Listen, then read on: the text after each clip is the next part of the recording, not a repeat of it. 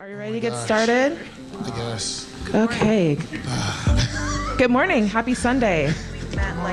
On a nice, very sacred day. My name is sometimes V. I am conducting or moderating this panel called We Ain't Done. It's a group forum expressing challenges faced while navigating the nerd space. So this has been an annual panel here at MAGWest where this is not the first time we've done this. We always bring up the panel no matter what the circumstances of what the world is looking like. We basically gotta talk about it. And so it's always nice to just get some feedback, talk about our personal experience that actually adds to a larger discourse. So before I get too ahead of myself, I do want to introduce the panel. I will start with the paladin over there. So if you guys could, or not you guys, but if you all could introduce yourselves and share your pronouns, that would be great. Hi, I'm the paladin. I make music and stuff, and I hope you all get to hear it soon. My name is, or again, more of it, more recent stuff. And my pronouns are he, him at the moment. It's inclusive of they, but at the moment I'm gender fluid, so right now it's he, so thank you. Hi, I'm Only One Ronin. I feel like it's just going to be people going down I make music, but I make Something about video game music. Yeah, something about video game music. Yeah, something about that. I will say that I was lacking a drummer, and then I was like, what better place to lack a drummer than a music video game convention to get a drummer? I'm Only One Ronin. He, him, they is fine. Thank you. My name is Tyrone Biggums. Oh, God. Get off the stage, sir. Bum, bum, Is it too early? Is it too early? I just had some coffee. It's the Drink Lord's Day. We your can't be out coffee. here telling lies. It's a sacred day, very sacred day, and you're Sacred day. disrespected. Disrespecto. Stop it. I'm the rap nerd. Only problems. I woke up and chose violence today. Hip hop educator, producer, artist, DJ, founder of Bayokio. Pronouns: that dude, that guy, OG. Yeah. No, he, him. I'm having fun right now. I'm with everybody. We're all trying to wake up because we're like, ugh. We were up late last night just talking shits, catching up. It was awesome as well. Yes. But yeah, pronounces he, him. Yeah, so that's it. Pass it along. Yes. Good morning. Hi. I'm Kylie Too Smart. She, her, they, them. Also gender fluid, so he, him, I won't be mad. Honestly, it's cool. Just you there, human being with the cool hair. My guy. Yes, what's up? I also am 1/3 of Lady Blurred Sings the Blues. I am a neuromuscular massage therapist, which this experience here has been amazing for me. I'm so happy to meet like everybody, and it's really sparked a whole journey for me. I was like, you know what? I could do this. I could do massage at cons. I could do cosplay at cons. I cosplay as healers. So this has been a whole journey. That might be the next step. It might be cosplay massage therapist extraordinaire. We might add that. Hey, if you do Nurse Jane, it'll be a wrap. Like, all the Brocs will be like, Oh my God! Tip me oodles. Pokemon little joke there. Yes. I also do You gotta poetry. pull up respectfully. Respectfully. Respect Nurse Jane. Yes. Philosopher extraordinaire. That is me. Passing it. All right, so I'm Shubzilla, she, her. I am a rapper, one half of the Studio Noir Grime. I am also a mother of a 3-year-old. Hey. Yeah, baby. Shubs. That's all I got. I'll share more later. Ozui, they, she, he. These are important to be gender fluid.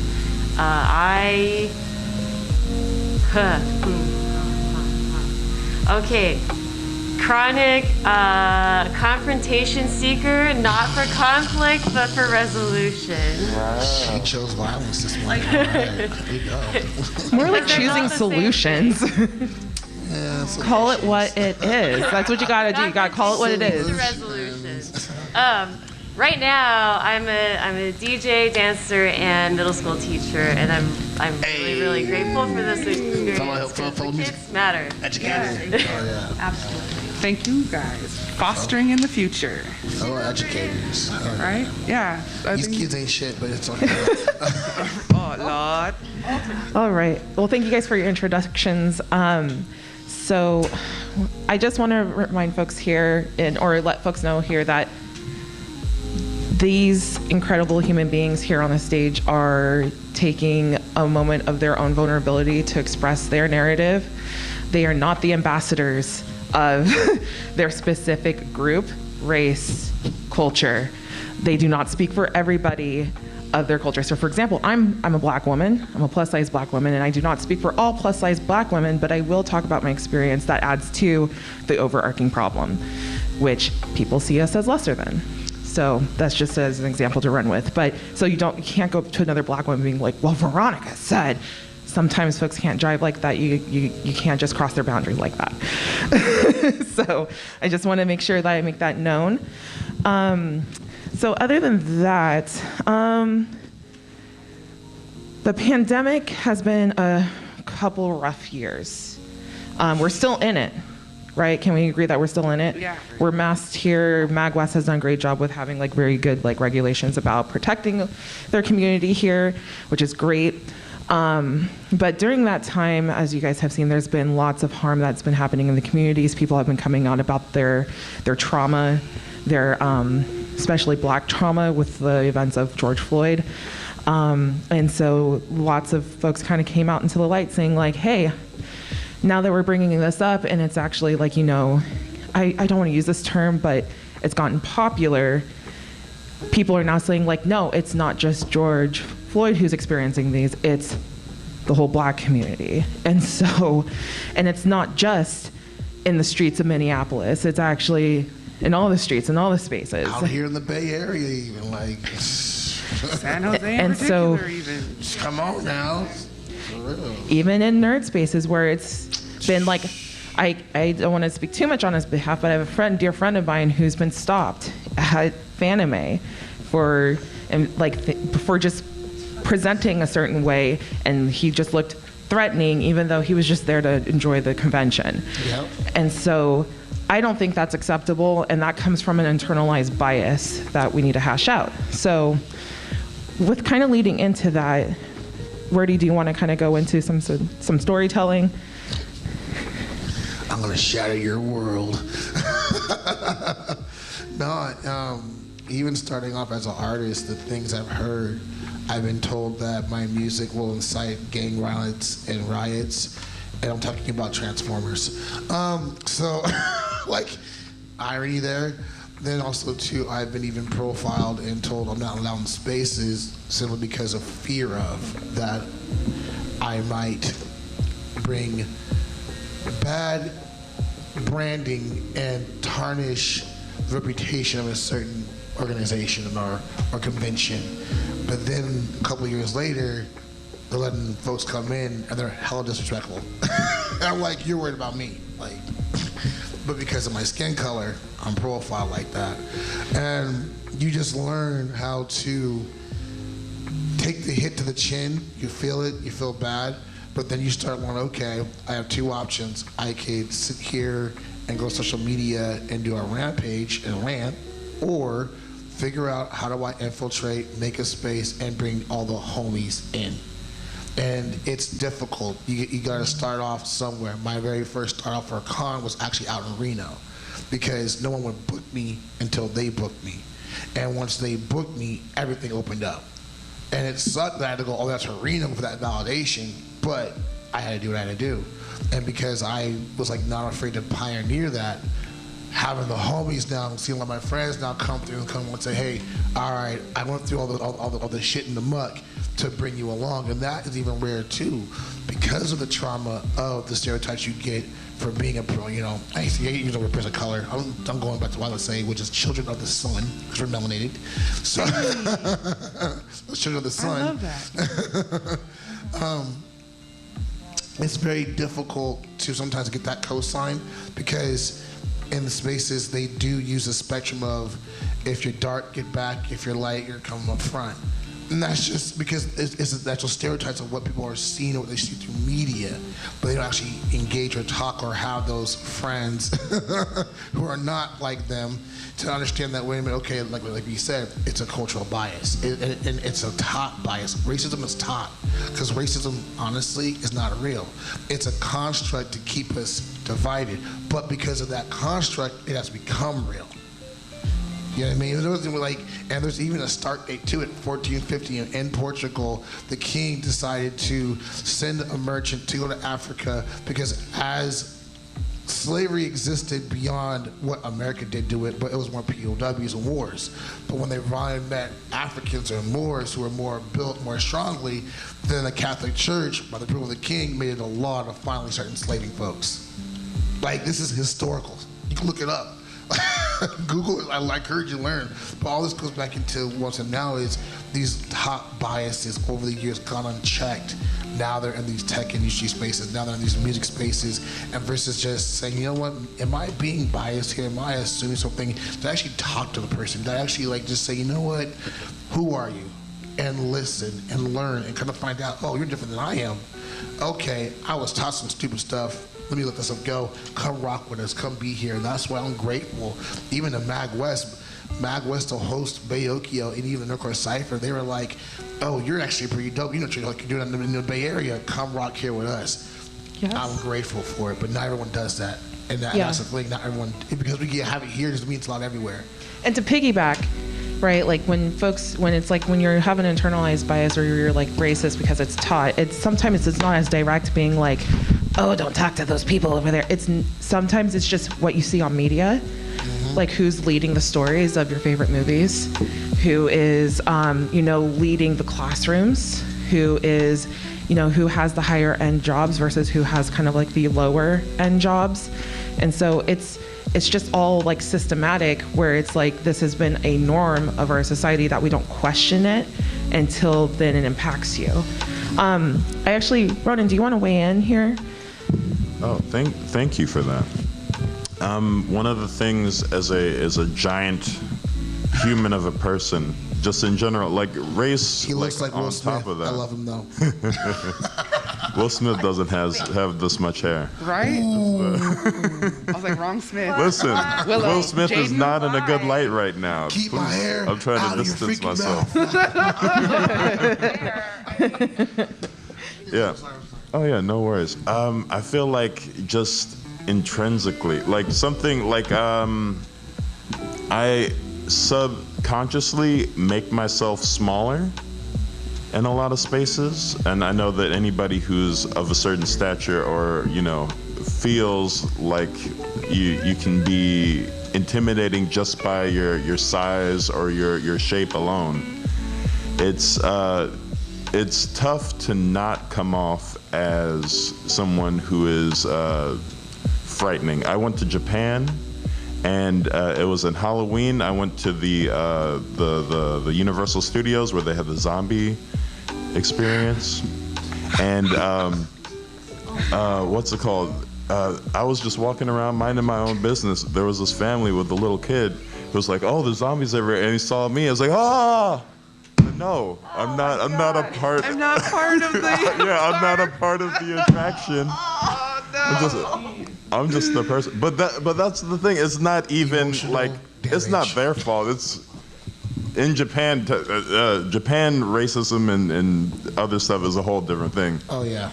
Which is way better than America. I would trade that in a minute. We Yo, like when better you travel- racism. Yeah, better racism. Wow. I Racism mean, is a lot like okay. No. But it's a lot less traumatic and a lot It's less aggressive. There we go. Yeah, less aggressive. In Japan, they're like, "Hey, can we take pictures of you?" In America, they're like, "Hey, don't reach for anything." Literally, it's like. So I actually do want to pivot. You mentioned something about size, Yeah, right? yeah. Mm-hmm. And Size matters. And Good morning. Sorry. good morning. Hello, Miss You're Kylie Too welcome. Smart. I'm here. So Kylie and I, we're both on a podcast, and we're two fat femmes who talk about the world through the Black woman perspective. And we bring attention to being plus size all the time because we endure our challenges with being plus size in the community. And so, Kylie, I would like you actually to weigh in here. Ooh, I'm weighing in, coming in hot, coming in heavy. I think mostly what impacts me on a systemic level, right, and you had brought up some interesting like historical points earlier, is really like my experience with healthcare. So I have PCOS, that's polycystic ovarian syndrome, and I would tell my doctors, I'm having irregular symptoms, I'm struggling, like, life is really difficult, and I would constantly get this feedback of if you lost weight, things would be perfect. And it turns out I finally got a diagnosis at like 26, and they were like, oh, you have a hormone disorder that causes you to gain weight, that causes all of these other symptoms, and losing weight is not gonna like fix your hormones. You need medication, like you need to be treated for this, and somebody should have treated you. So the fact that it took me, and I started menstruating at 8.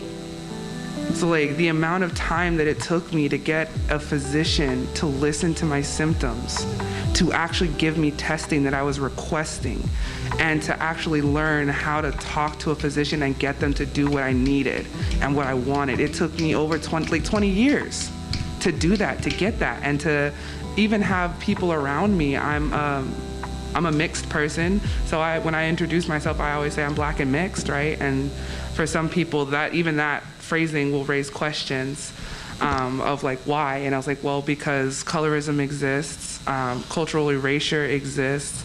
There's a large movement in America and ideas in America of disassociating yourself with Blackness in order to associate yourself with privilege. And so I always make sure that when I enter a room, that I represent my people, all of my people, right? I grew up in Hawaii and in California. So I've been around plus size people. Hawaiians are not little, we got all kinds of Polynesians out there. And my experience moving from Hawaii back to California, where it was primarily thinner people in an affluent area, and all of a sudden I was othered in an entirely different way. And the people around me, even going through the health issues that I was going through, would constantly give me this feedback of, you're being lazy or you're not driven enough, which anybody who actually knows me in real life, who has rocked with me, knows that couldn't be further from the truth. Okay, real fun story, real quick. Kylie and I would, after doing podcast planning, I'd be like, hey, let's go for a walk. And she'd be like, yeah, I'm down. This girl always is down to walk, but you don't understand. This girl will walk fast and she moves. And so like, it's one of those things that like, because society thinks like, oh, because she's bigger, I'm sure you probably had assumptions like, oh, you walk slower. Maybe we don't want to invite you to places because like, you don't really fit in the space. But it's like, you can't judge obviously a book by its cover. Like there's lots of other underlying things that are going on. Like there's invisible disabilities that Kylie just expressed. Like that's a hormone issue that people don't see. They just see like what's on the outside and they don't regard the challenges that she's facing on the inside. And I think that's unfair. I don't know. Paladin, do you want to like talk about like size and how like that kind of impacts your experience a little bit? Well, mostly as far as size goes, I think I get away with a lot, for starters, due to colorism and such. I think that there's a lot there, but I think in terms of, and also I've developed a defense mechanism due to what I've been through, which is some pretty extreme trauma, which continues to affect me to this day. That aspect has very much played into my size. That aspect has very much played into the way that I relate to the world and the defense mechanisms I've built up. And part of that has to do with being able to block out when I need to the way that other people look at me, when they look at me, and when they don't look at me. And I'm not going to pretend that that doesn't weigh on my soul when I let it arise. But in the meantime, I would say the only thing that I can contribute is, well, I can do more push-ups than a lot of people, for one thing. You know, I've been personally training. You know, I've been doing a lot of work, and all of that work from the perspective of someone who isn't familiar with me or doesn't know what I've either been through or what I've been doing to fix it. That is to say, not fix it, but rather change things about myself that I would rather change, which I am free to not want to do, by the way. But because I want to, I have decided to make certain changes. Part of that has to do with just, like, people wouldn't know it to look at me because they don't know what I've done or what my story is. They wouldn't know anything about any of that.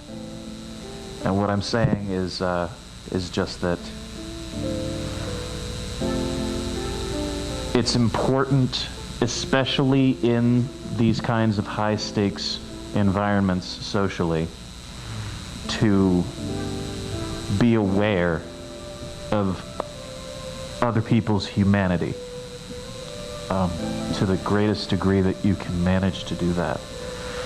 And I think that will steer you right in most situations, because if you do that, then when you know better, you'll do better. And I think people who are righteous will recognize that when they see it. So if anything, if you're in the middle of learning right now, I invite you to start there. Yes, thank you. Snaps to that. So I don't want to, Shubs and Azui haven't had a moment to chat yet, but I do want to also bring up another not concept, but a experience in con spaces where you're also underestimated as a woman or feminine presenting, and there's assumptions also that with, I'll say this, but please correct me, but like, where if you're an Asian woman, that you're considered not strong, that you're considered submissive, that you can't help yourself, that you're unable to do things yourself. So I would love for Shubs and Azui to kind of talk about your experience on that end. So I'll start with Shubs. Yeah, so how do I put this sharply? Cut them out. Chose violence. I always choose violence. And here's and that's not even yeah, we joke about it all the time, but within especially nerd music, my reputation as somebody who is loud and proud and aggressive oftentimes precede me, right? And it is a direct result of how I was basically saying, oh, you're actually good at rap. Oh, I didn't know, or what's your ethnicity?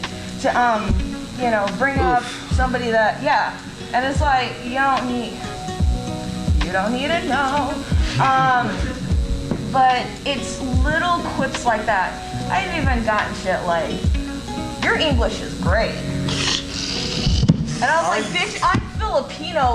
One of our major languages is English, because my people are still caught up in that post-colonialism shit. So there is a bunch of little nuances that over time, and this I can go into a little later, because there's the lotus blossom stereotype of women in Asia. Very submissive, very demure, small. And then there's the dragon lady, who's very conniving, behind the scenes, aggressive and whatever. And I lean more toward that because people don't expect it. People get scared. Because clearly it's a Sunday, the Lord's Day. but I'll still throw down, and I'll still like tell you exactly how I'm feeling. I mean, we're all artists in some capacity, so it is in our nature. However, there is a lot of stigma around it within the Asian Pacific Islander community, specifically with queer women. So, I'll be on some shit, but you know, it's like, I got it, that's not like that. Zoe, please lean in.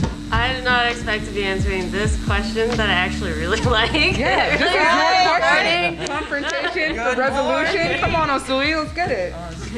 By the way, Zoe, is this your first time being on this panel? It is. Welcome. Can you adjust the mic? I'm glad that you're here. Thank you for being here. What a pleasure it is to hear from everyone. This thing's on. Yeah, I want to hear you. Let's, They're all hot.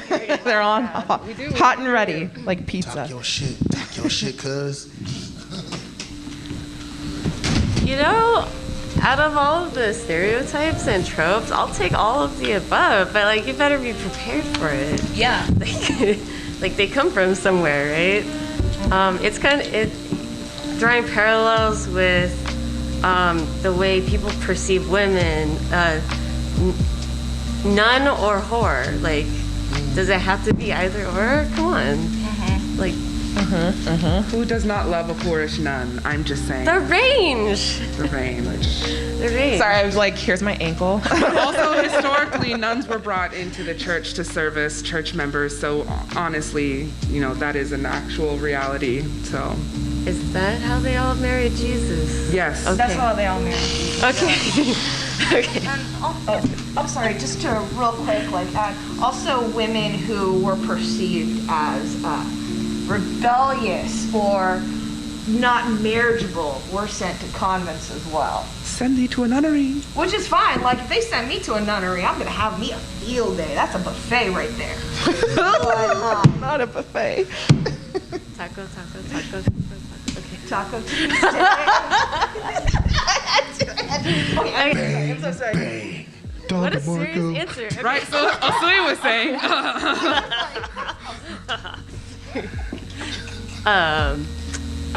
I get a lot of sense of like going through nerd spaces and just like being curious to travel and see what it's like for people to have fun. You get to see some nuances. My family's Vietnamese. The DNA was brought here, but I'm from here. And when we talk about like privileges of being in a body that looks like this, yeah, like I get to pass through a lot of spaces where my friends and my chosen family do, you know, like are just terrified to be in. And it's like, it's something as like innocuous as the suburbs. It's like, please hang out, stay with me, like until this ride is done. And like, that's so, you get the sense that like, unless you choose your path and like who you associate with and who you're willing to hear out and listen to, you either get thrown to like privileges of being in white spaces and in like the dominant spaces where you use the tropes to not die so you can get to the next levels, you have more conversations. But you also do you choose like, is it really that much of a sacrifice to not know that many white people? I mean, like I phrase it like that because most of my life I grew up in San Jose. I just moved to Oakland in the last year, and everyone I've known and I'm coming to know they're just like, wow, I'm amazed at you. I just don't know that many white people. And it's like, oh, this can be a fact. Okay, like the headspace, the ideas of like navigating that often boil down to like, what conscious or unconscious decisions are we making to even acknowledge humanity or acknowledge what's like being done to people?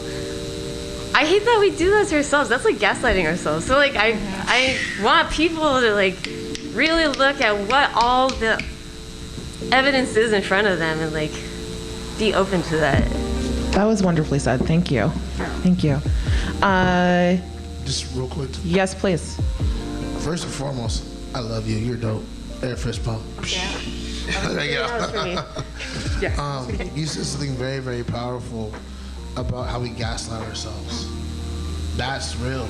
Yeah. And Yep. if you haven't seen, there's a movie called Sorry to Bother You. You see that movie? So good. You want to know the craziest thing?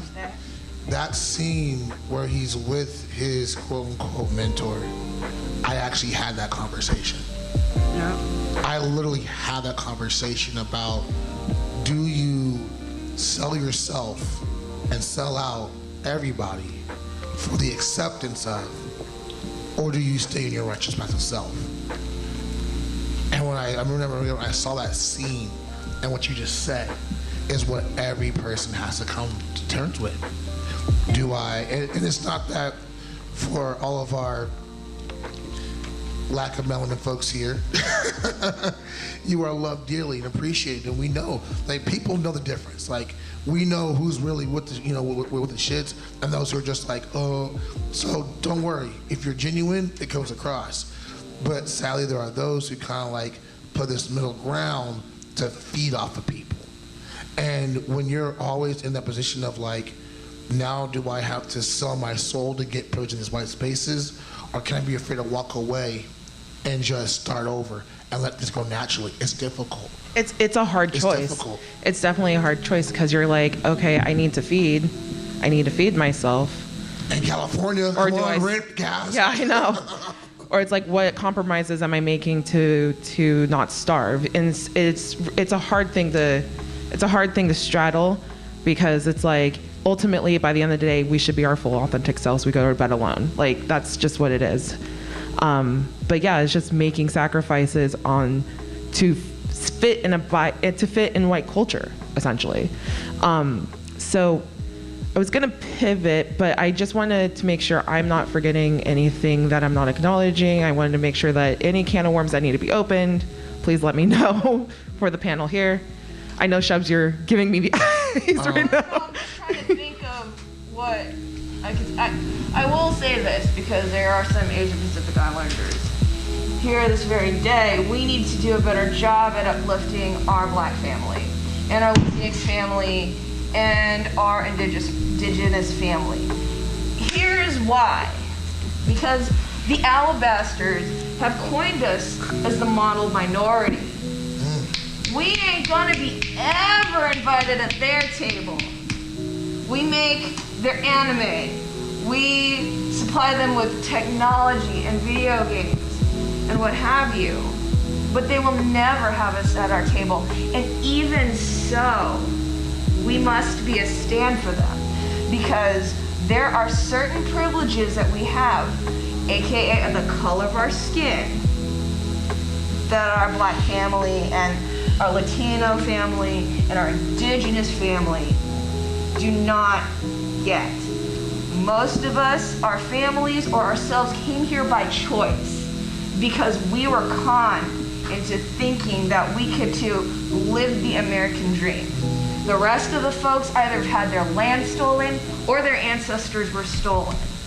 It is our responsibility to use whatever privilege we have, especially for y'all lighter skinned Asian Pacific Islanders. 'Cause I'm a jungle Asian. There are certain privileges that y'all in the Golden Triangle got that I would never have. So it is our responsibility to be there and be a stand for our melanated brothers, sisters, and siblings.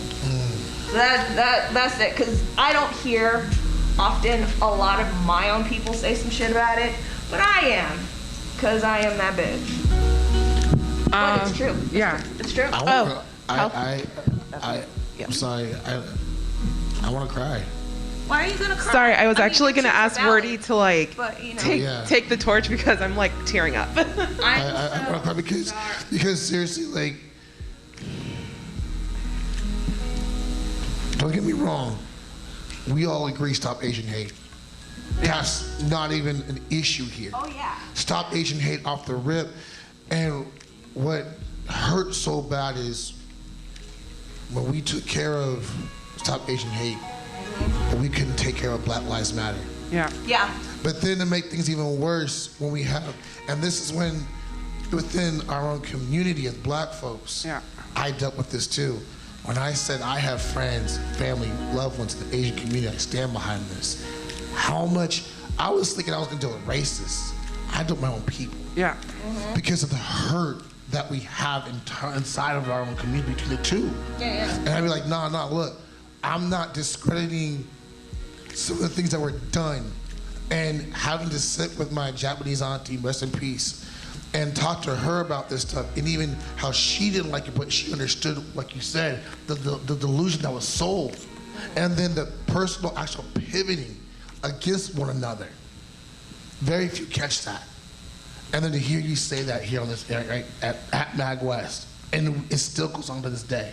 Word. Like, I was like, this is why, even when I first met you, I've always loved you.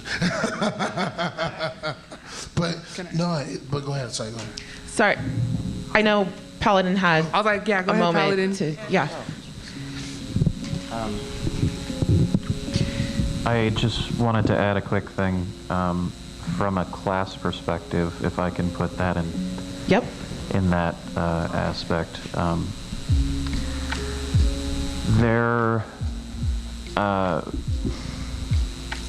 there's an illusion in this area of what we're talking about, where people who look like me, but also just in general, there's just an overall illusion that we can be a part of the grand plan overall. Like at a certain point down below, there's like, from a class perspective, there's the American dream,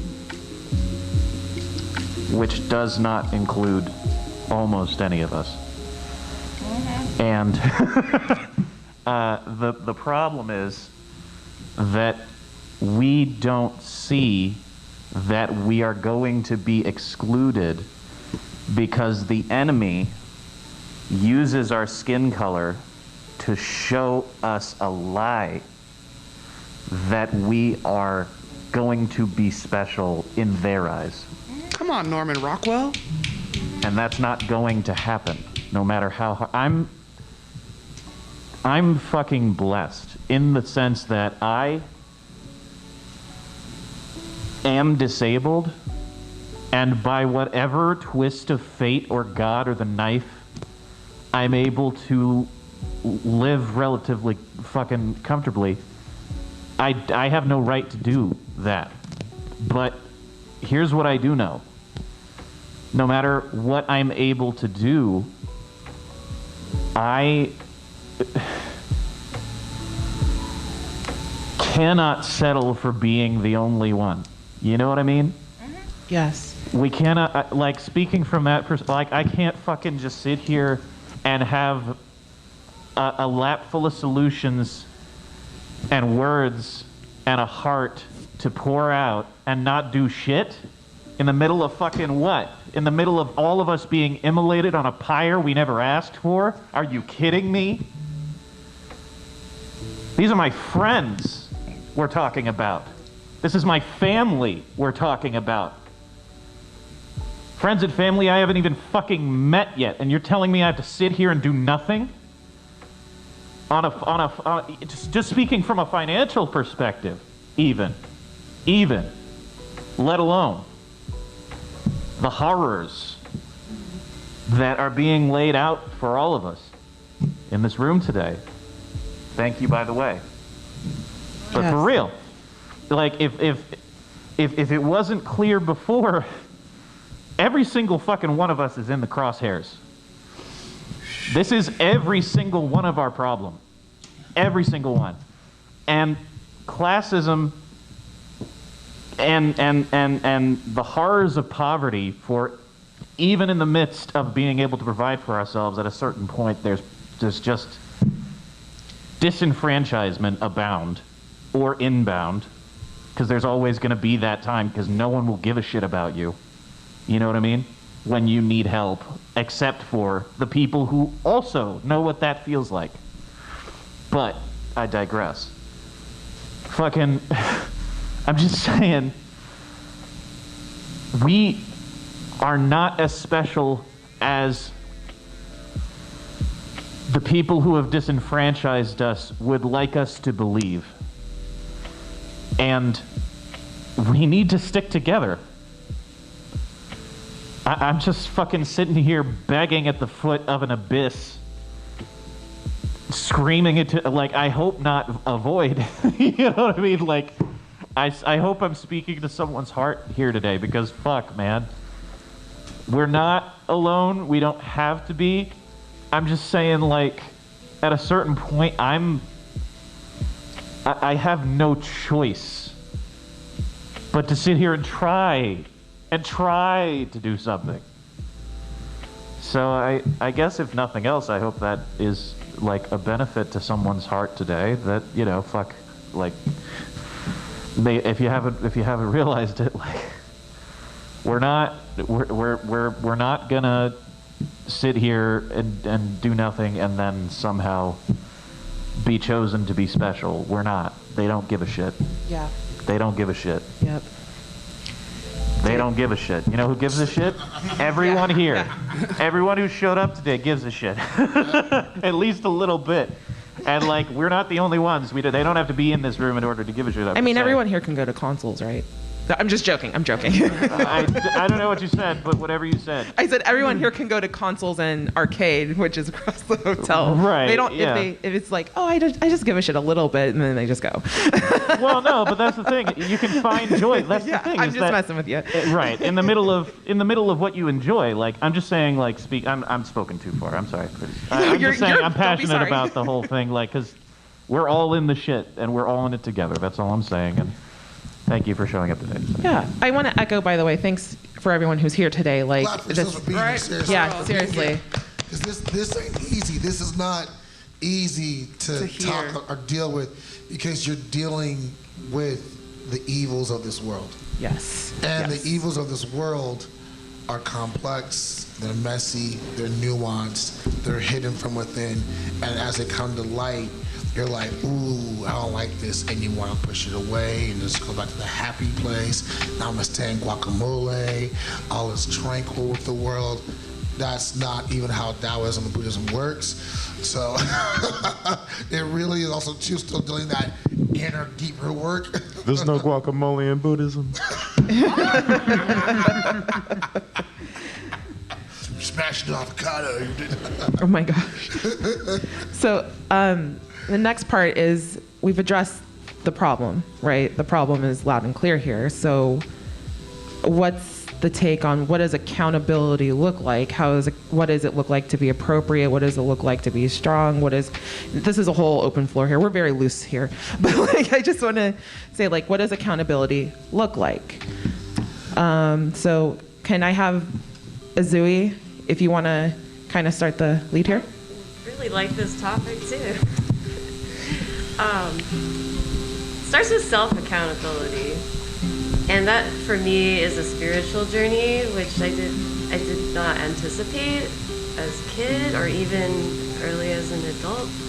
It took a lot of practice, and what I find is, like, the spiritual part of seeing yourself in others and seeing others in yourself as that, like, why am I so mad? Oh, it's because I'm grieving. Why am I grieving? I'm grieving this, like, the ghost of another relationship, of, like, people's, you know, like, migrating and, you know, or forced to migrate, or just, like, put somewhere. Like, that's a lot to, you know, it's scary, but knowing that that boat is way better when everyone's in the party, like, knowing that gives me a sense of purpose, of, like, having conversations with people that can really transform things.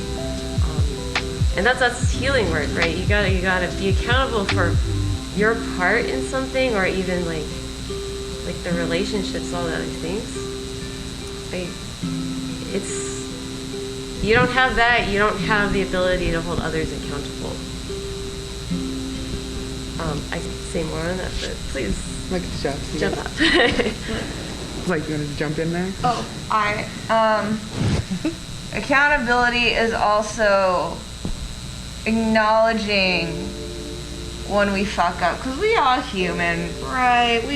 We made a mistake. I bet you made 5 mistakes before coming to this panel, including putting your shirt inside out and drinking your friend's water without them knowing. Oh! Hey, you're welcome.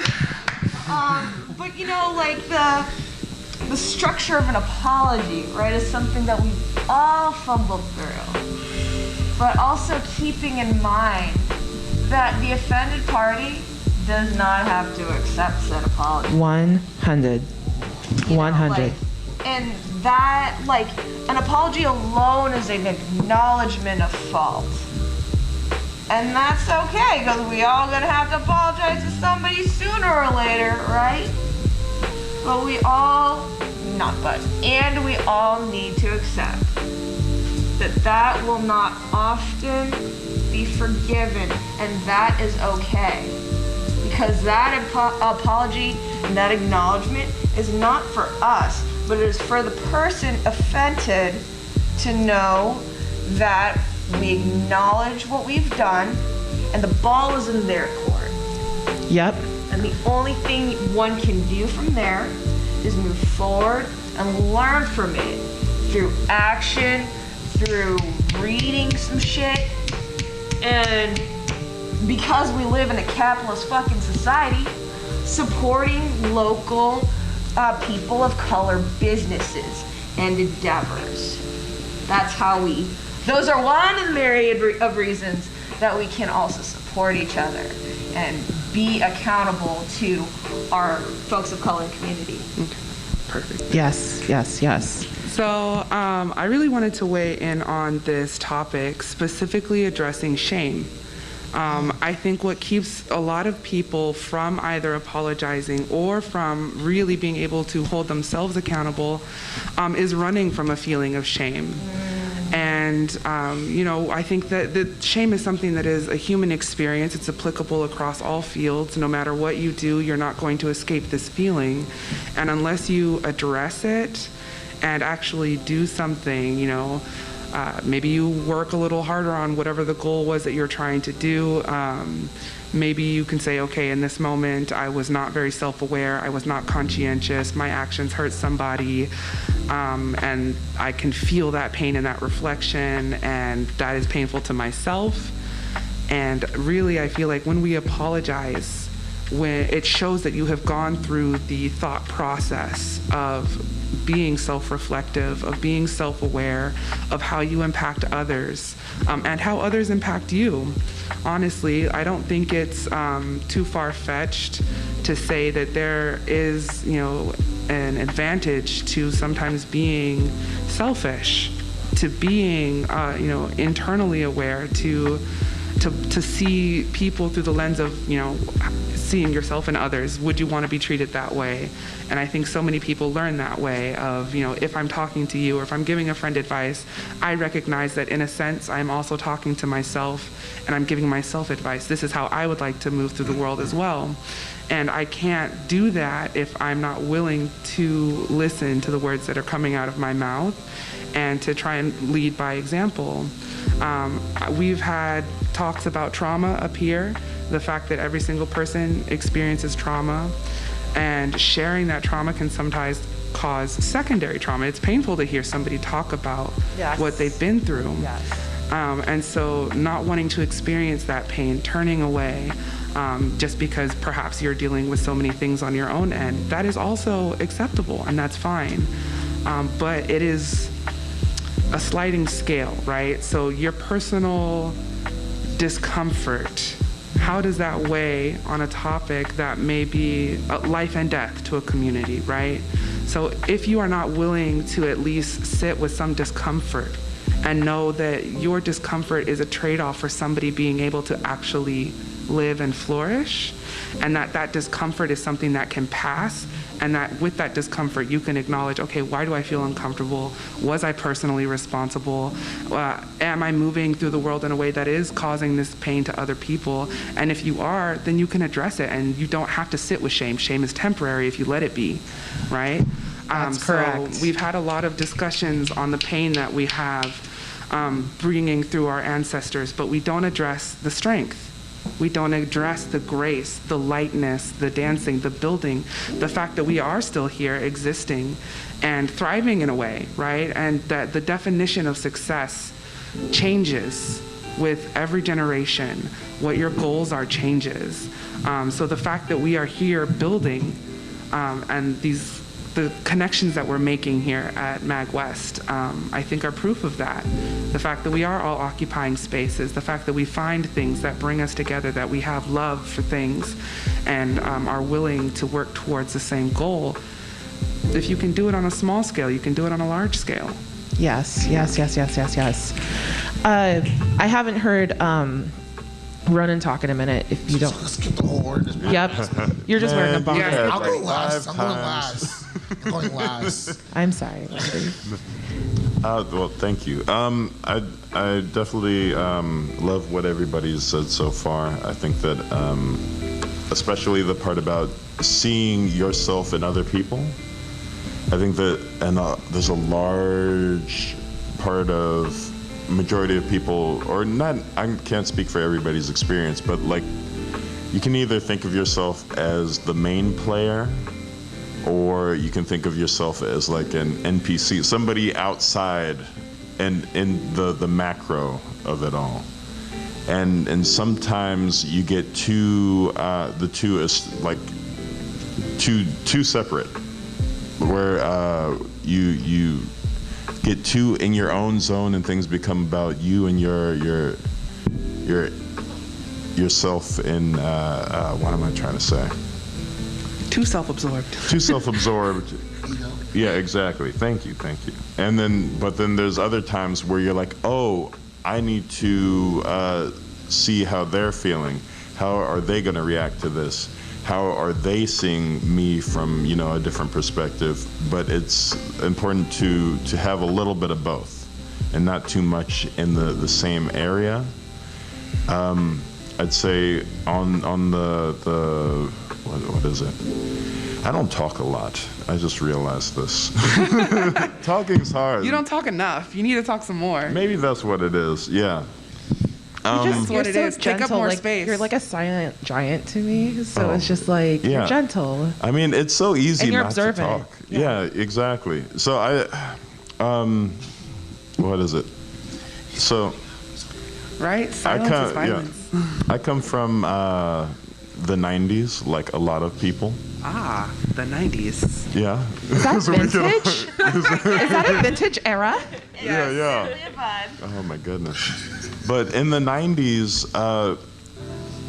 90s, 80s, 70s, they othered like everything that wasn't, the standard male, cisgender, and I feel like we're breaking out of that a little bit, but we're obviously not there yet. But I think that not making people the other and taking time to get into other people's experiences like we are today, not just going like to the internet and like looking at people who are like-minded, kind of breaking outside of that altogether and actually having conversations with actual people is important. Yes. Yeah. Yes. I'll leave it at that. Can I piggyback about the conversations with other people? Yeah. I really like how it's like to find yourself and to kind of, challenge your own narrative, but also remind yourself, like, not every person is going to stand there to be kind of like your learning piece, your educational person about race, DEI, all of the above. Because I know, for example, when Kendrick came out with his album and he mentioned his trans, I think it was his aunt. His aunt, yeah. Yeah. That then the trans community was harassed by a lot of folks who were just like, oh, now I understand trans because Kendrick said it, please tell me more. And the trans community is already so harmed by like all the abuse that they've received in the past years. That's like, we've been saying this for years about our problems, and now you want to come to us because Kendrick said something? That's bullshit. So be mindful about who you talk to. Make sure that like, understand boundaries before trying to open up that can of worms, because, I'm not going to be here as a person for you to be like, so tell me more about Black people. I can't, I don't have that capacity all the time. If anybody wants to piggyback off of that. I charge. Oh yeah, that's right. Same here. I charge too. Is this for tacos or confession? Confession. No, people pay money to go to universities to get educated. People pay money for accolades. People pay money to be able to say, I've gained this knowledge, it's reputable, it's from the source. So when you go to somebody who is sharing their personal experience, it's just like going to school. We're taking you to class. We are teaching you about something that is directly personal if you're coming to somebody who is a person of color, if you're coming to a Black person, if you're coming to, the Sun Children, I like that, children of the sun. If you're coming to somebody to ask specifically about trauma, to ask specifically about being vulnerable, to ask specifically about historical context, all of these things take effort and emotional energy and emotional time, and you don't know the imprint that that conversation might leave on the rest of their day, right? These are heavy topics. And for the most part, all of us, we have to get up. We have things that need to be done. And we don't talk about the space, the time, and the energy that having these conversations take. So please, I always encourage the conversation. I make myself known as somebody that is willing to have those conversations publicly. And so, hit me in the inbox. Kylie Too Smart. If you have questions, we can talk. But it's always like, and here's my Cash App code. And here's my Cash App code, right? Like, for real. I mean, it's true. Because there's thought and effort that goes into it. Support a Black business. She's a therapist. Support her. Yeah. Oh, she'll be at is the merch room open? Is the merch hall is open today, right? Yeah, it is open. So it's like, you want to talk while we rub out that stress? That's great. We could do that. Yeah, let's go. It's not a problem. Which is the name of my business, by the way, KNOT, not a problem. It's cute. It's cute. It's cute. Thank you. Thank you. It's not a problem. So I would love to open up the floor for questions or chime-ins, but before then, is there any, I don't want to say last words, but is there any last expressions? A quick last kind of sum up before we move on. First and foremost, seriously, can we just take a moment to breathe? Breathe in through your nose. And release. Breathe in again. Release. One last time. Breathe in. Release. And know that we're not blaming you. No one's blaming you. We're just having a discussion. It's open space. And you want to learn. It's heavy stuff. And I thank you all for being here right now. And we're giving you information that you can take back with yourself, to your friends. Be more mindful about it. Help you on your journey. Because what I want to add up real quick to some of my recommendation for solution is, don't be afraid to go on the journey. You're going to mess up along the journey too as well. But it's about going on that journey and have that human experience. And with that, I'll add, last caveat, learn both sides of every story. You may have your view, which is logical based, but look across the other side and learn it. Play devil's advocate with yourself, not with someone else, with yourself, in the sense of, why do I believe these things? And how is it hurting someone else too? And also too, why do they believe what they believe? Because when you realize it's just trauma looking at trauma. And when you finally see that, you're like, okay, there's a bigger, we're stuck in a loop here. Now you can step back. You may not agree with the other side completely, that's fine. But you can find out, okay, if I love this person, do I want to keep offending this person? I may not agree with them, we may not understand each other at this moment, but with time, we get understanding. Give them time to catch up. Even if you know, okay, I get it, I understand it. For example, when you meet Black folks who are still hurt, lashing out, and they say, you're the problem. We don't mean you. It's just sadly because of all that trauma. It's like when you learn about things like fight, flight, or freeze, don't get animals. When an animal's scared and shaking like a dog, it's gonna bite at you. folks know how to do what? Give a dog time. When they come down from fear, give us some food, leave it alone. Next thing you know, so with animals, humans are no different. If someone's in a state of shock, going through some shit, the last thing they want to hear is, calm down. It's like, no, just breathe, I'm here for you. All right, we'll give you some space. When ready to talk, come to us. Then open up. That's right. Then they'll share. Then you'll understand. Then you can give a clarity of understanding of, okay, you may have misunderstood what was being said. Because a lot of times, even now on the other side, where I sit sometimes, I don't care myself too. Because I'm so traumatized, I'll hyperreact. Because I'm in trauma response. Versus understand, oh, they don't mean that. My bad. And I got rid of that too as well. So just know that we're all trauma looking at trauma here. Go on the journey, enjoy it, and don't forget to breathe while you're doing it. Thank you, Wordy. All right. Questions? Chime-ins? Want to raise your hand? Rigo. Hi. It's just like a small, semi-small chime-in. Like from my father's perspective, when I was growing up, he's Nicaraguan. So he's very heavily melanated already from Nicaragua, very dark skin. And when he came to America at age 13, he was, forced into America because of war things happening, and he didn't want to be a child soldier. So when coming to America, he faced an identity crisis, because originally when he came to America, he came to Dallas, Texas, then he went to college in Louisiana. As he's learning English, he's more influenced by the culture there, but because of his viewpoint to everyone else from his skin color, not only is he dealing with the stigmatism being Hispanic, for certain limitations of what a Hispanic man can give, but they're also having the perspective that they think he's part of the African American community. So he's dealing with both sides of the front. And for my side, like I was witnessing that, because now when he talks to me, I could see where he picked up where he, became Americanized in Louisiana, but then he goes, oh, hold on. And then he goes back into Hispanic mode, and he starts talking in Spanish. He goes, I have to keep up the front, Junior. I'm like, I get you. I get you.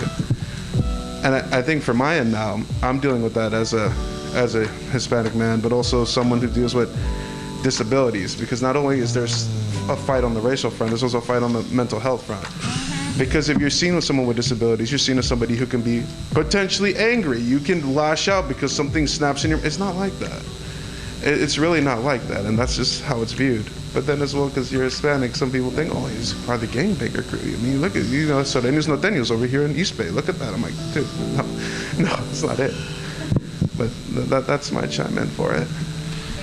Thank you. I love that you mentioned language, because I think it frames so much of how we think, and just knowing the thought processes of how English affects your brain versus how speaking in Spanish affects your brain, or how speaking in French. And there's so many different commonalities amongst like indigenous languages, even tonally.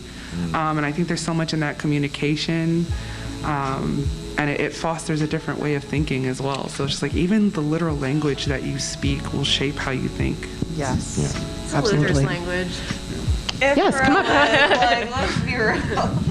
And before she comes up, just to add to my man over here, to the Hi, what's your accent, name? to those who are part of the Latino Alyssa? community, the Black community, Latino community, we go way back. Even due to slavery, because a lot of us would run to Mexico or because we took over ships, we're the captains now, ended up in Brazil, Latin America.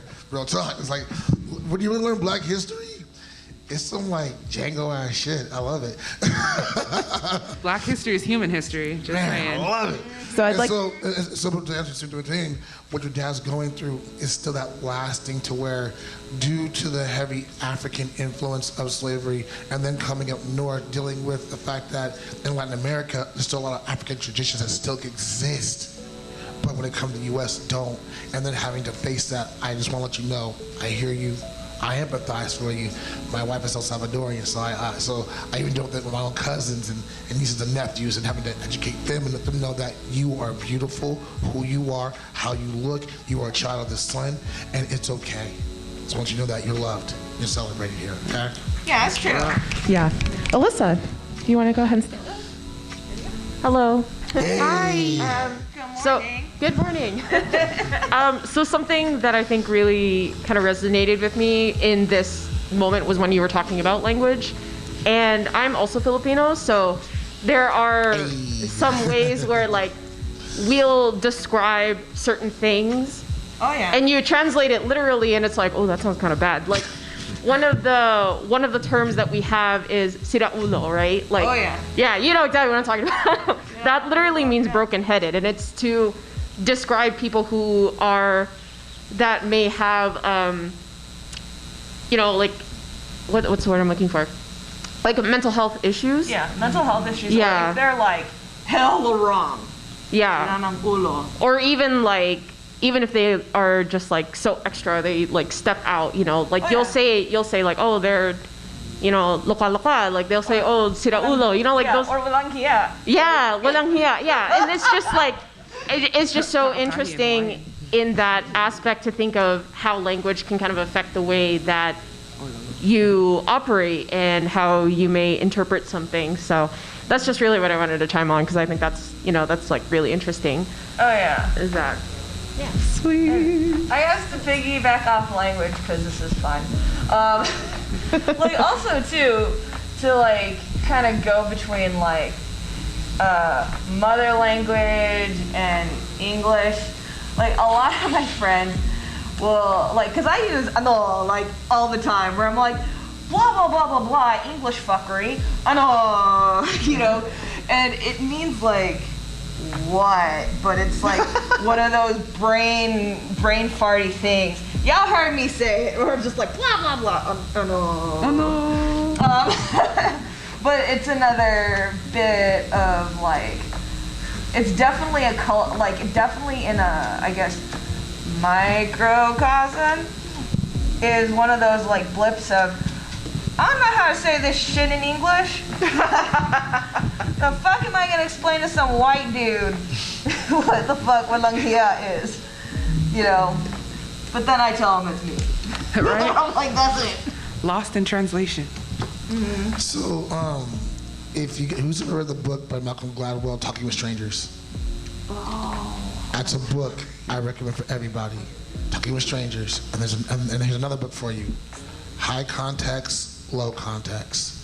I was at GDC this year, and I ended up going to this panel. A lady from Spain was giving about working with international teams, and how the issue they have with is language. Because every culture's language varies in high context to low context. High context is a lot of metaphors, analogies, cliches, phrases. Low context is straightforward speaking. And when you do the international teams, if someone's a low context, straightforward speaking, that may come across someone who's high context as very offensive. Where someone who's very metaphorical may come across as someone's talking down to them. And that's where the cultures mix and they clash. Because we don't know when we're being too low or too high. And so this lady wrote a book basically about breaking down how to create spaces where you can have that conversation between low to high and find that harmony in the conversation. And bringing people to an equal place of stories like if someone's very like just blunt and straightforward, they're not a jerk or they're being mean, that's just how they communicate.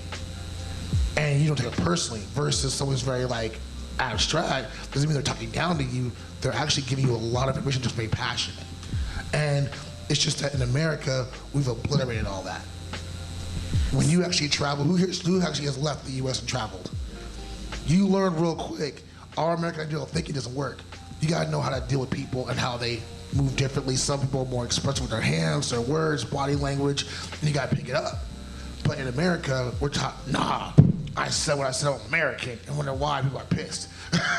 So I want to piggyback on that real quick, even with just the English language and different cultures. So I sometimes, and Kylie checks me on this because I lean on Kylie a lot because Kylie and I see each other a lot. So sometimes what will happen is, I don't mean to, but sometimes I become very direct and it can come off very rude. But then like I will say like, I'm saying this, and then I'll do a bunch of apologies behind it being like, I have to be direct. It's not you. It's literally, I'm just trying to communicate. Because sometimes every time I've had to like meander around what I'm trying to tell you, it just becomes convoluted and then people get confused. And so, especially with being a woman of color, it comes off more aggressive, which is the stereotype. And I'm also plus size, so it comes off really, really aggressive, and it's often not received well. But I always have to say, like, for example, it's like, hey, Rico, I need you to go get like a couple of waters. And some people will receive that as aggressive, which is unfair for me, but then I have to go, I'm sorry I'm being direct, I'm just trying to let you know like what the next steps are. And so I always face that a lot in this space too, especially since I am the programming chair here, that I have to kind of give directions to what people need to do. And luckily I'm in a very good community here at MAGWest where we all get it. So no one has hurt feelings, but I also understand that there's some folks who don't take what I say as, how do I put this, as a way of like, I'm just trying to provide direction so we can accomplish the goal. The low context, as I said, yeah. The low context. Thank you. So to answer that question, you know what it is? Everybody has to leave room for nuance of conversation. Just, you're gonna fuck up your words. Words are hard. And I'm not perfect, sucks. yeah. I hate grammar. I tell my friends, like, fuck grammar. But I understand we're doing business, why it's important, and all these things. So it's just leave room and be aware of where you are. If it's amongst friends, if you're in a formal setting, if you're on a big stage as an artist, I stress even to my students enough, I support freedom of speech, but you are accountable for whatever you say on this microphone. Mm-hmm. Correct. So you can say what you want to say, prepare for the backlash. And you gotta be able to articulate what you mean. Ooh. You just can't deviate on someone else. You said it, it triggered something. Are you ready to have the conversation? Now, on the flip side, to the other side, you just can't be mad and be railing up. If the person you called out is like saying, let's talk, but you don't want to talk, now it's on you. Because they admit that, okay, there's something wrong here, let's have a conversation, and you don't want to show up, you want to be mad and be protesting, because I support protesting, but let's keep it real. Protesting doesn't change shit anymore, because corporations have infiltrated protesting. They have. You know the hardest thing that killed me this year, you know what it was? I'm gonna be real with you guys. Black Lives Matter, I stand for. Mm-hmm. But how that money got used boiled my blood. Because when you know Black history and how many times we dealt with the CIA, FBI killing our Black leaders, but then we have Black folks ourselves selling our people out. Yep. Using our movement, using our resources, and then trying to say, oh, it's for the people. You don't need a mansion. Correct. That money could have gone for the ACLU, people with their lawsuits and claims, actually creating information catalysts, educational programs. You use it for yourself. Now that defeats everything we fought and marched for. Yep. Everything we kicked and screamed about. Yep. And that's something that even when shows called out in the Asian community, within the Black community, we gotta think better about our own. Protecting Black women. Like, as a Black man, I'll be real with you. When I kept hearing my sisters tell me, we're screaming about George Floyd, what about Breonna Taylor? Yep. And I'm like, yeah, but they're like, no, Elwin, I'm hearing Black men not give a shit about that. Then I'm thinking about my sisters. My daughter over here. I'm very proud of her. Clap for her, y'all. I'm proud of her. I'm proud of her. And then let's go even more, harder. Men, wake the fuck up. Roe v. Wade. What the flying fuck? Roe v. Wade got overturned. That's your mother, your sister, your daughter, your future children who are now in the crosshands, layers who could die. Women's health is complex as fuck. What do we men know about this shit? Nothing. Besides off of pornos. It's wrong and inaccurate to begin with. Extremely. And we won't even go educate ourselves. How many men have actually taken an actual sex ed class? Sex education class. He said, I mean, learning about the actual, how the vagina works. Knowing the different parts of the vagina. Who even knows those, as men, do you even know where the clitoris is? Come on now. Like, real talk, go ahead. So, if you can't find the little man in the boat, How you tell a woman how to live her life? By the way, I just want to say I know some really great educational resources on YouTube if y'all need some. So come see me after. Bye. But it's like, this is what I mean. And when you don't educate yourself, go on the journey, and then when you have, you don't gotta ask. You can even ask your own family, like what you're doing, learning about this stuff, going on, and then, based on this, open up. We can now share it. That's all it is. And now you become more informed. So when shit pops up, you don't then have to just go to the streets. Check it out. If you have the power and the influence, you can make the space. I created Bayokio to help heal that wound, really, in its all entirety, with the Black and Asian community. Because now we all love hip hop, we all love anime. Let's bring us together and celebrate and use what culturally we do as African people to heal ourselves, which is through rhythm and dance, which is a tribal way of releasing all that trauma. We use our words to speak life, compliment battles, creating the art in the spaces. So if I have the power to create that, that's how I'm fighting the system. So you gotta wait on corporations to do it, you can do it yourself. That's where we are now. Yeah. So, and I say this strongly to men, to us men, we want to be the men, right? Then do our fucking job. Protect our women, protect our communities, protect even LGBTQIA. Because why? If we don't stand up and create spaces, and don't be afraid to you notice, I've been saying okay, step back. I want them to shine too. And then when I speak, now it hits. That's what, if you want to be a man is. It's not about power. It's about, can I create space and walk away from it? That's right. That's right. If you can do that, now you're a man. A dick doesn't make you a man. I know a lot of guys who have dicks who ain't men. Yes. That's even in the identity stuff. They're not men. So you're just assuming. Being a man is character, integrity, and knowing when to shut the fuck up sometimes. So right now, shut the fuck up. Go ahead. Thank you. I was about to be like, wordy, we're getting down to the last 10 minutes. I know. No, but seriously, thank you for bringing that up because it's so important. In order for change to happen, we all need to be involved, especially the men who have basically the main narrative here. So we are getting to some closing notes. I do want to appreciate everyone that is here. I also, please give it up to the panelists. Oh, thank you. As I mentioned before, these folks, they're not ambassadors, but they are sharing their perspectives to add to what is the larger discourse of things that are the problem in our society. So I want to just quickly, I'll be quick. I adopted this panel from another podcast. Right now, this panel is being blanketed under Lady Blurred Sings the Blues. But this panel started with All Podcasts Matter that is led by Vic Damone Jr. and Kian Roberson. And so they've done a wonderful job with setting the space for us to talk like this, because I've noticed each year this convention gets better. Each year that they show or that they hold the space, conventions get better. And so I don't feel like I'm the right person to kind of express my love for Kian, even though we all love him here.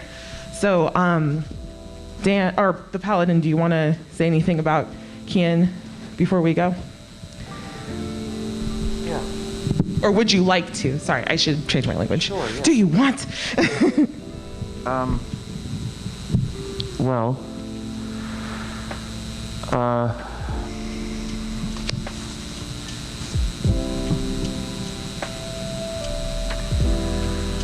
what to say about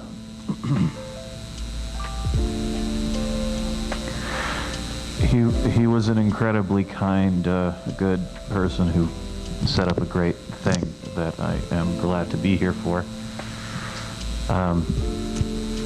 I suppose I'll speak to the realities of what happened first, or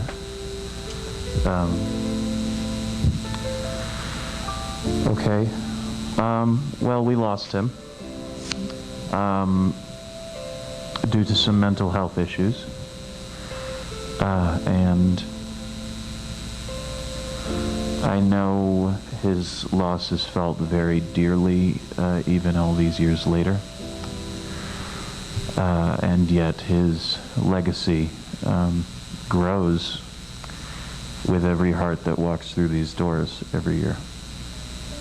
So I was honored to know him for a short time, during which he was incredibly kind to me. And I will say that I can say with confidence that his actions changed my life in a lot of ways, and created a space for a community that I am deeply grateful for. So. I'll go last, please. Okay. I just want to say that in life, a lot of times when you're going through it, you think about, what can I do today while I'm living? How are we experiencing things? But I'd say seldom, at least for me, do I think about what am I leaving behind afterwards. I had an uncle who had just passed recently, maybe a month ago. And it wasn't until after he passed that I realized all of these things that he set into place to form my life and the things around me. And I think that Kian was one of those people who, in a very particular way, touched the lives of a lot of people and set up a world and dropped seeds and planted things that were set to grow. And I think if there's anything that we can take from that example is that everybody that you talk to, everybody that you meet, you can give off positive energy in order to improve somebody else's lives. So everybody that you're interacting with, you can change the world even after you're gone in 100 different ways that you're not even thinking about. So what I learned from Kian is to always put your best foot forward and know what it is that you want to build, because even after you're gone, there's still going to be remnants after the fact.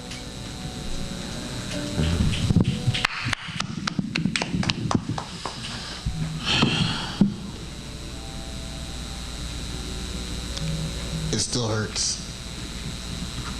because even when he passed, I was still close to when it happened. And I won't go into details. Out of respect to his late wife and kids. But that was like my best friend, my business partner. Like, none of this would exist without him. And the hardest lesson I learned when he passed, you don't know what folks are going through. We all have a great ability of putting on a mask. We all act like we got it together. But let's be honest, after even 2020, living sucks sometimes. It can be hard. It can be difficult. It can be unfair.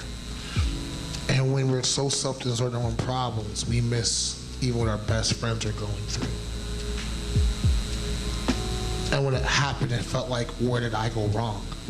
How did I not see the signs? How did I not catch these things? And then you realize sometimes, no matter what you do, what you say, how you come through, it's just that fight, that inner fight that we all have. And that's why it put me on a journey to learn that in life you have two options. You either learn how to play the game and learn how to survive and thrive, or you'll die. This world is that cutthroat now to where it won't even force you. You'll do it by yourself. You'll do it by yourself. And it made me then was, you know what, okay, Owen, I got two options here for myself. After I'm done crying and mourning my friend's loss, how can I be better? Or just go along with the okie doke? And I chose to be better. And at the moment, looking back, I thought it was such a major loss. I didn't realize how much he left behind, like you said, to shoot us all forward. And that's what my friend has done. And that's why I'm so grateful for this moment, everything we're doing. And even though we may have rebranded some things, because sometimes, you know, doing trauma, you gotta like, okay, we're feeling the pain, let's change up a little bit to help you heal. But never does it leave you. And that's okay too. It's not supposed to leave you, it's supposed to be part of your story. You're gonna lose folks along the way. You're gonna lose folks along the way. But you can't get caught up in that loss. Who here's seen One Piece? You know that scene where Luffy kind of loses his shit after everyone gets bipped at the, after he loses Ace?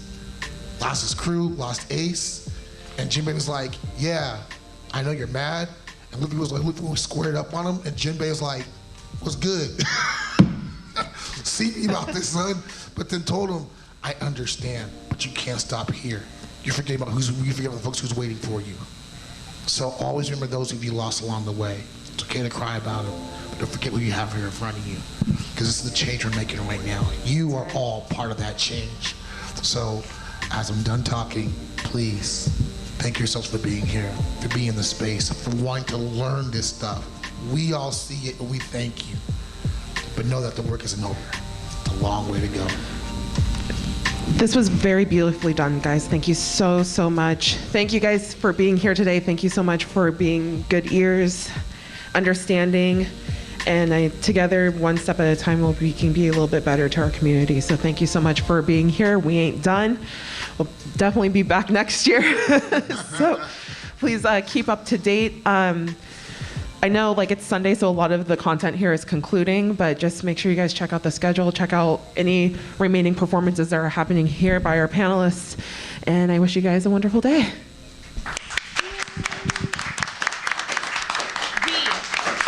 we tell people where they can find us? Oh yes. Sorry. If you guys, once again, to be objective,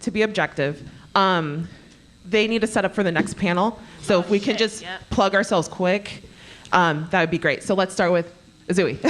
Thank you, Shubs. Of course. Thank you. Ozui, find me as Blitz Music, Instagram, Facebook, and at a brewery near you in San Jose. Hey. Nice. You can find me everywhere as Shubzilla. Also follow my partner Bill Beats. I'm cute. You guys are super cute. I'm Kylie Too Smart everywhere as well. Lady Blurred's podcast. Yes, follow us. Like, subscribe, do the thing. When I say rap, y'all say nerd. Rap. Nerd. Rap. Nerd. The Rap Nerd added. Also to Bayokio official. That's the brand. Hip hop meets anime. We did a whole showcase throughout MAGWest. We're doing a lot more stuff. Add us, support us. Yes. Only one Ronin. I got free stickers. And I stream on Tuesdays and Wednesdays. He's amazing. Hello, I'm the Paladin. It's spelled the regular way, except there's an X instead of an I. I'm on Spotify. I have one song on there, but the reason why is because I have ADHD and agoraphobia, so I spend a lot of time preparing. So I have a lot of amazing music that I have not released yet. I'm going to be performing a whole bunch of it in the free jam space today. If you'd like to hear some. But you are today? Yeah, well, no, I'm gonna try to hit the jam space as soon as I can on the free jam. I kid you. Okay, I'm sorry. This is my friend right here. He's a dope ass artist. I've been waiting for him to come back out. I'm like, go on your journey, but come on back. I want to turn the microphone again. Well, let me put it to you this way. If you follow me on Instagram at that exact handle, you'll be able to know when my next actual show is. I'm actually starting shows before I start releasing music, so if you want to hear some of that more. And I'm going to book him for a show, so don't worry. At the Paladin, spelled the regular way, except an X instead of an I. Thank you for your time. Awesome. Thank you guys so much. All right. Wait, where are we finding you? What? You. Hello? Yeah, you. Hello. Yeah. Excuse you. So you'll find me doing laps around this hotel because that's what I've been doing all weekend. So that's what no, I'm just joking. So I'm sometimes V. You can find me at sometimes _V on most platforms. You can follow Lady Blurred Sings the Blues at Lady Blurred's Pod. I also rock with 7th Street Big Band. Here's one of my bandmates over here. I am their bass trombone player. And And if you are a staffer here at MAGWest, you can find me on Slack under V. My description might be the crying department head because I did cry today, so it fits. But I am your West programming division chair here. So yes, I'm done. Thank you.